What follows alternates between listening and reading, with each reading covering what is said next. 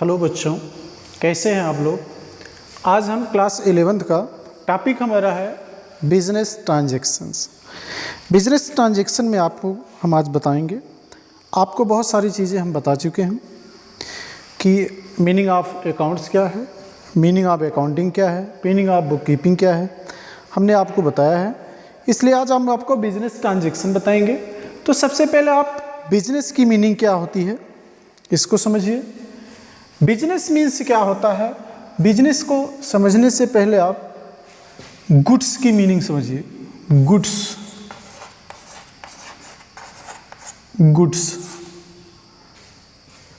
Goods means क्या होता है आप जानते हैं। गुड्स मीन्स सामान होता है, लेकिन इसको हम कमर्शियल लैंग्वेज में कैसे यूज करते हैं। तो goods are the articles or things in which a business deals. अब आप ऐसा समझिए, एग्जाम्पल देखिए। आप एक बिजनेसमैन हैं और उसके बाद आप देखिए कस्टमर। बिजनेसमैन आप समझ ही रहे हैं कौन होता है। कस्टमर्स मीन्स होता है last user of the product, उसी को हम कस्टमर कहते हैं। अब ये बिजनेसमैन क्या करता है, सेलिंग करता है, परचेजिंग करता है। तो आप समझिए कि बिजनेसमैन की नज़र में क्या कहलाता है, गुड्स कहलाता है, और कस्टमर की नज़र में वो क्या कहलाता है। आप देखिए, ये बिजनेसमैन जो है, सपोज दैट ये साड़ी की बिजनेस करता है, साड़ी की, या पैंट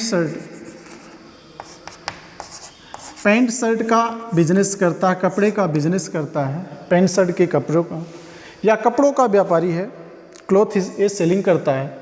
तो कस्टमर की नज़र में उसको आप बोलेंगे कि कपड़े का व्यवसायी है, क्लॉथ का बिजनेसमैन, हम क्लॉथ परचेज करते हैं। लेकिन एक बिजनेसमैन की नज़र में वो गुड्स कहलाएगा कि मैं गुड्स को सेल और परचेज करता हूँ। अगर इस बिजनेसमैन को फर्नीचर की बिजनेस है, फर्नीचर बनाता है, बेचता है, चेयर बनाता है, तो फर्नीचर जो है कस्टमर की नज़र में ये फर्नीचर कहलाएगा, लेकिन एक बिजनेसमैन की नज़र में वो क्या कहलाएगा, गुड्स। यानी कि बिजनेसमैन जिस थिंग्स का बिजनेस करता है, जिस प्रोडक्ट का वो बिजनेस करता है, वही गुड्स कहलाता है।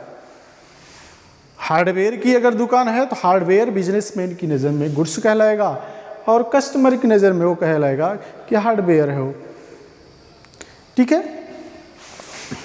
शूज़ का अगर ये बिजनेस करता है तो शूज़ ये कहने गए, ऐसा नहीं कहेगा कि मैं जूते बेचता हूँ, नहीं, शूज़ बेचते हैं, सॉक्स बेचते हैं, ऐसा नहीं बोले। वो गुड्स सेल और परचेज करता है, तो उस चीज़ को ये बोलेगा कि हम गुड्स क्या होता है, गुड्स मीन सामान। तो बिजनेसमैन जिस भी सामान, जिस भी मटेरियल का, जिस भी थिंग्स का बिजनेस करता है, उसी को हम गुड्स कहते हैं। ठीक है।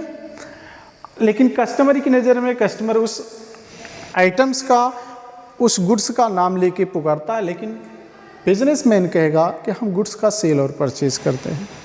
तो गुड्स का मतलब जिस भी सामान का, जिस भी थिंग्स का बिजनेस किया जाता है। साड़ी की दुकान है तो साड़ी बिजनेसमैन के लिए गुड्स कहलाएगा, कस्टमर के लिए साड़ी कहलाएगा। शूज़ की अगर दुकान है, शूज़ का बिजनेस है, तो शूज़ जो है इसकी नज़र में वो गुड्स कहलाएगा, इसकी नज़र में शूज़ कहलाएगा। तो इस तरह से आप समझिए कि गुड्स क्या होता है, जिस चीज़ का आप बिजनेस करते हैं उसी को हम लोग गुड्स कहते हैं। तो बिजनेस में सबसे पहले गुड्स ही आता है। गुड्स की मीनिंग आपको हमने बता दिया कि गुड्स मीन्स, अब आप देखिए बिजनेस मीन्स क्या होता है। बिजनेस जिसको हम लोग बोलते हैं बहुत बिजी, जो पर्सन बहुत बिजी होता है उसी को हम लोग बिजनेसमैन कहते हैं। ठीक है। बिजनेस क्या होता है अभी हमने आपको बताया है, पहले ऐसे समझ लो, गुड्स सामान। भाई बिना गुड्स के लेन देन के, यानी कि सेल और परचेज के आपका बिजनेस नहीं कहलाएगा। तो तो सबसे पहला कंडीशन क्या बनता है कि इस बिजनेस में गुड्स होना चाहिए। ये बिजनेसमैन समझो ए है, ठीक है। ये क्या परचेज करेगा, सबसे पहले ये क्या परचेज करेगा, परचेज क्या करता है, गुड्स करता है। क्यों करता है, गुड्स को हम क्यों परचेज करते हैं, यानी कि एक ओनर है, ये बिजनेसमैन है, ये गुड्स को क्यों परचेज करता है। तो आप लिख सकते हैं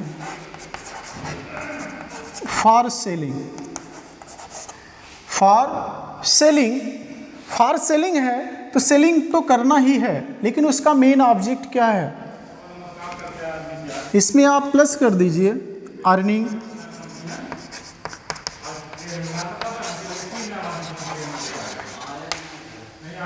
earning profit.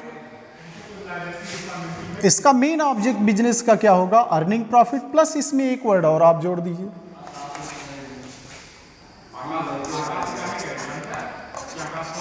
Consumer satisfaction. Consumer satisfaction क्या होता है, अब आप समझिए, आप एक बिजनेसमैन हैं, आप गुड्स को परचेज करते हैं, goods purchase for selling for earning profit with consumer satisfaction called business, called business. Goods means सामान, जिस भी आप थिंग्स का बिजनेस करते हैं वही आपकी नज़र में गुड्स कहलाएगा।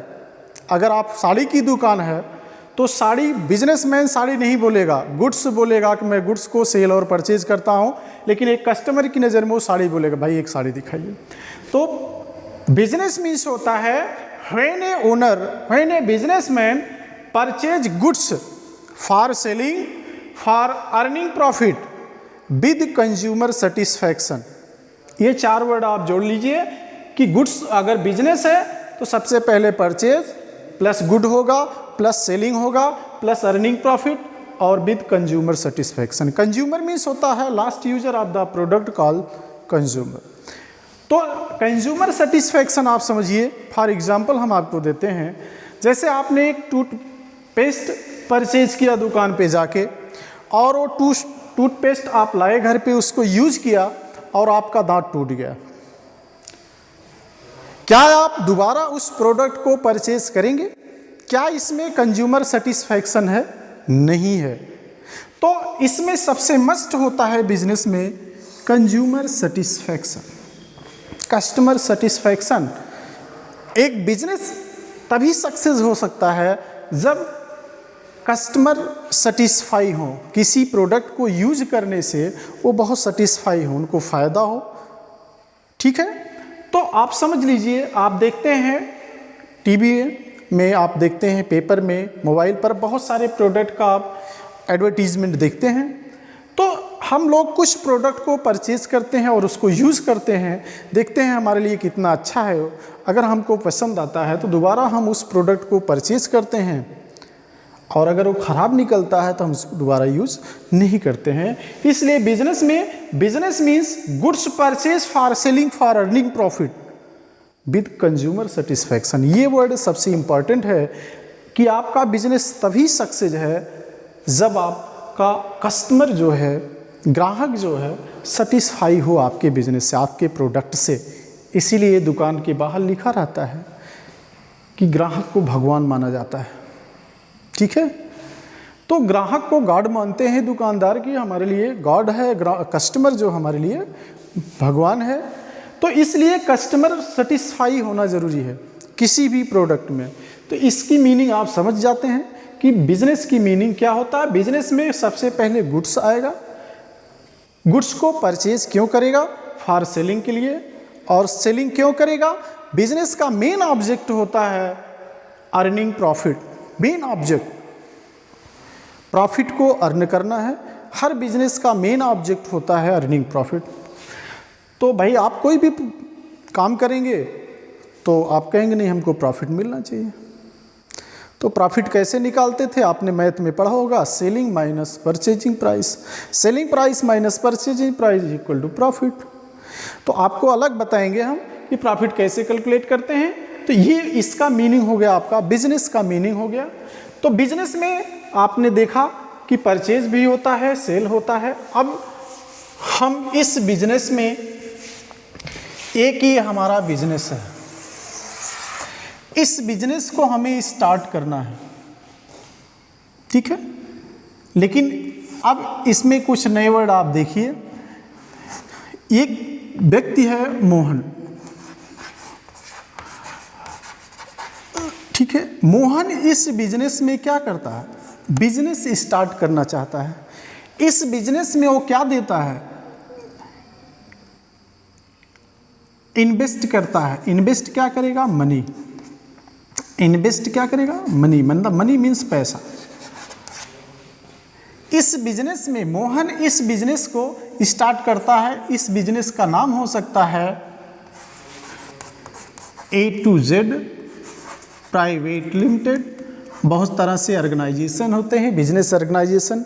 सिंगल बिजनेस होता है, पार्टनरशिप होता है, कंपनी होती है, वो अलग मैटर है। आप समझिए कि एक बिजनेस है जिसका नाम A to Z private limited है। ये मोहन एक पर्सन है जो इस बिजनेस को स्टार्ट करना चाहता है। ध्यान से सुनिएगा हम जो बताना चाहते हैं।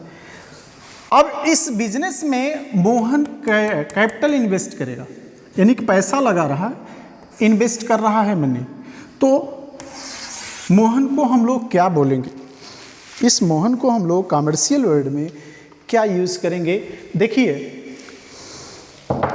Which person invest money and capital, invest money in the business called owner. Mohan को हम लोग क्या बोलेंगे, ओनर बोलेंगे। ओनर मीन्स होता है मालिक। मालिक आप लोग समझ रहे हैं, हिंदी वर्ड है। मालिक का मतलब, ओनर मीन्स मालिक, जो इस बिजनेस को मैनेज, हैंडल एंड कंट्रोल करता है। जो person, which person manage, handle and control. तो मोहन इन्वेस्ट कर रहा है, इसमें कैपिटल इन्वेस्ट कर रहा। अब सोचिए, मोहन इसमें कैपिटल, आपको नया वर्ड आ गया कैपिटल। कैपिटल मीन्स क्या होता है, तीन वर्ड आपको बताते, 3 वर्ड्स आपको एक्सप्लेन करते। कैपिटल, लायबिलिटीज और एसेट्स। तीनों का मीनिंग हम आपको बता रहे हैं क्या होता है। आप सबसे पहले समझिए, which person invest money in the business called owner. Owner वही कहलाता है जो बिजनेस को स्टार्ट करता है, जो बिजनेस में पैसा, मनी इन्वेस्ट करता है, उसी को हम क्या कहते हैं, बिजनेस में ओनर कहते हैं। अब इसमें जो प्रॉफिट होगा या लॉस होगा वो मोहन को मिलेगा। प्रॉफिट एंड लॉस जो भी होगा वो मोहन रिसीव करेगा, क्योंकि मोहन ने कैपिटल लगाया है, पैसा पूंजी लगाया। पूंजी हम लोग इसको देखिए। अब कैपिटल क्या होता है। अब मोहन बिजनेस स्टार्ट करना चाहता है कि हमें इस बिजनेस में पैसा इन्वेस्ट करना है, बट मोहन कहता है मुझे 5 लाख रुपए का बिजनेस स्टार्ट करना है। लेकिन इस पर्सन के पास सेल्फ मनी जो है, इसके पास 2 लाख रुपीज है।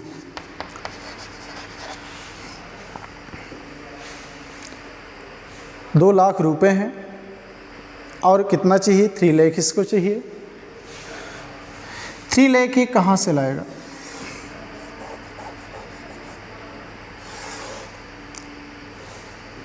$3 लाख ये कहाँ से लाएगा, आप भी बताइए।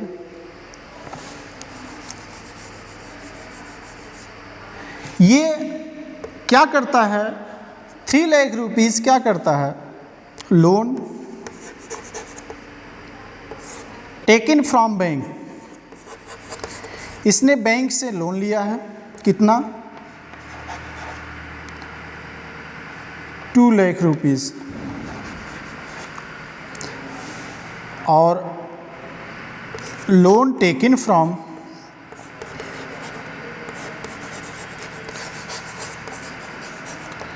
रिलेटिव्स।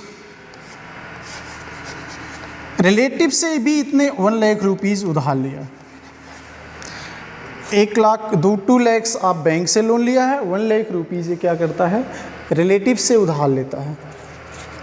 तो टोटल इसका क्या हो गया, 5 लाख हो गया।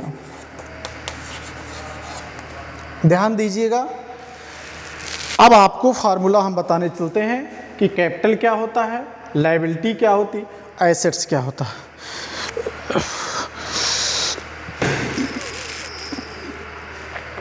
देखिए फार्मूला आपका होता है assets is equal to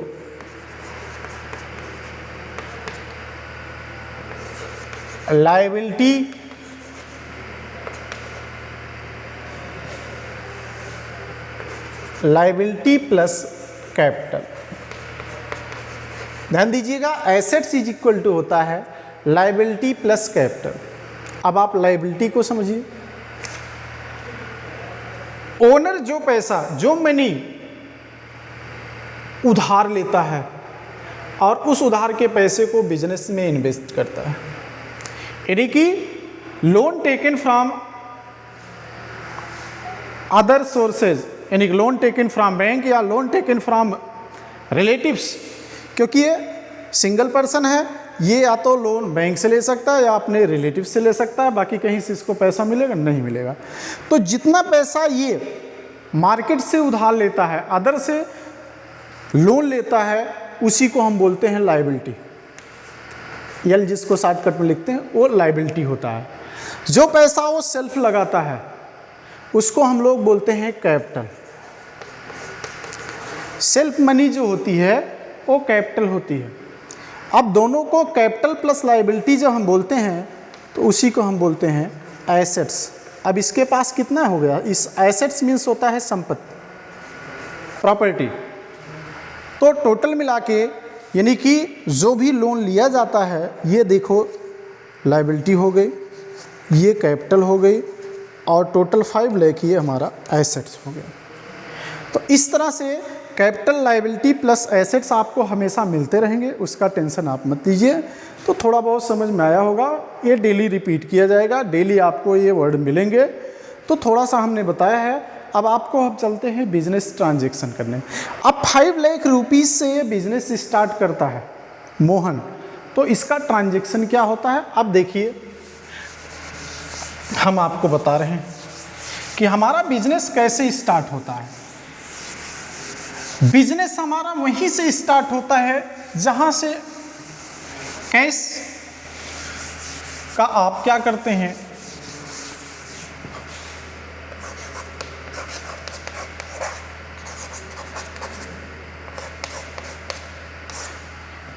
business transaction देखिए,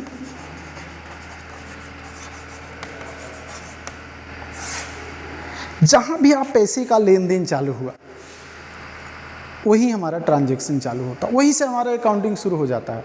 ट्रांजैक्शन मीन्स होता है what happened in the business called transaction.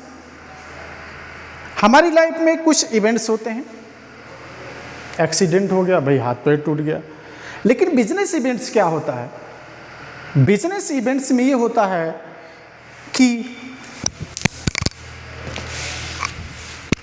Cash paid from Mohan या गुड्स परचेज ₹10,000, ये हमारा बिजनेस ट्रांजैक्शन है। और बिजनेस ट्रांजैक्शन में अब देखिए आप क्या होता है। बिजनेस ट्रांजैक्शन में देखिए what happened in the business called transaction. तो जैसे देखिए गुड्स परचेज्ड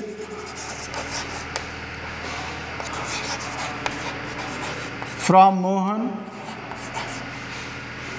सोहन लिखते हैं, सोहन ₹10,000। देखिए अब इस को हम इंग्लिश में बोलेंगे कि ये हमारा सेंटेंस है, हमारा सेंटेंस है, लेकिन हमारे कमर्शियल लैंग्वेज में इसी को बोलेंगे transaction. What happened in the business, हमने सोहन से 10,000 का गुड्स परचेज किया, ये बिजनेस में घटित हुआ। मैंने मोहन से 10,000 का गुड्स परचेज किया, यही इसी को हम बोलेंगे बिजनेस इवेंट्स। घटना घटित हो गई बिजनेस में, लेन देन चालू हो गया। ट्रांजैक्शन मीन्स होता है व्यवहार या लेन देन, इसका होता है लेन देन। हमने कुछ बिजनेस में लेन देन किया, क्या किया? अब आप अपने आप को ओनर मानिए कि मैंने सोहन से 10,000 का गुड्स परचेज किया, ये हमारा हो गया ट्रांजैक्शन। दूसरा भी कह सकते हैं गुड्स सोल्ड फॉर कैश। हमने 5,000 का गुड्स बेचा। Cash paid to Sohan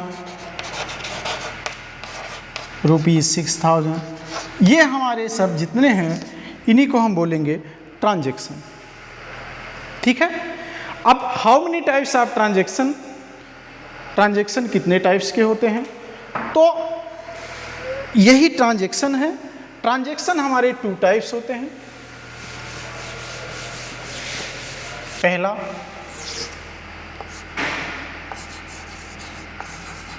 in cash, cash transaction, और सेकंड होता है on credit, on credit transaction. इसका मतलब होता है नकद लेन देन, इसका मतलब होता है उधार लेन देन। कैश ट्रांजैक्शन मीन्स होता है नगद। आप जब देखिए बड़े बड़े मॉल में जाते हैं, आप परचेजिंग करते हैं, गुड्स को परचेज करते हैं और लास्ट में आप कैश काउंटर पे जाके कैश का पेमेंट तुरंत करते हैं। जब ऑन द स्पॉट यानी कि आप गुड्स परचेज करिए और तुरंत कैश में पेमेंट कर दीजिए, उस कंडीशन में हम बोलेंगे कि आपने कैश ट्रांजैक्शन किया, नगद लेन देन किया। लेकिन जब वही आप 10 डेज, आफ्टर 10 डेज, 15 डेज के बाद आप पेमेंट करेंगे तो उसको बोलेंगे हम उधार। इस कंडीशन में देखिए, अगर आप तुरंत कैश ट्रांजैक्शन करते हैं तो दुकानदार आपको क्या देगा? कैश मेमो देगा। जो भी बिल बना के देता है डिटेल्स, उस डॉक्यूमेंट को हम बोलते हैं कैश मेमो। लेकिन ऑन क्रेडिट की कंडीशन में हम लोग को क्या दिया जाता है?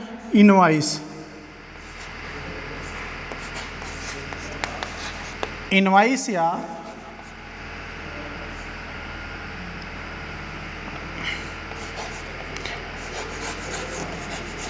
चालान। इनवॉइस ज़्यादा मिलता है, चालान तो ऑन डिलीवरी होता है, लेकिन इनवॉइस आप समझिए, इस कंडीशन में दुकानदार आपको इनवॉइस देता है। इसका डिटेल्स हम आपको बताएंगे, इसका फॉर्मेट क्या होता है हम बताएंगे। लेकिन जिस डॉक्यूमेंट की हम बात करते हैं, जब आप कैश ट्रांजैक्शन करते हैं उस समय दुकानदार जो आपको बिल या वाउचर देता है उसको हम लोग बोलते हैं कैश मेमो।